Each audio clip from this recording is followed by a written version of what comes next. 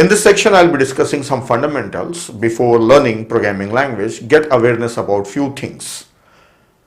If you are already aware of this, then you can skip this section and you can go to the next section. Mostly in academics, these are the basics that are taught. So to get awareness about the computers so that we can understand how to use the computers, means how to write the programs, how to utilize them best. So for that, these are the basic topics that I am going to discuss, like how computer works, then what are the number systems like binary number system, octal number system. These are useful in understanding how computer works, right? Then what is a program, why we write the program, how to write the program. These are the things that we will discuss. And about the high level and low level languages, compiler and interpreter, this is very important. These differences are very, very, very important, right? Then in the interview point of view also it's important. Mostly student cannot differentiate them properly. So I have given a very detailed comparison of these two.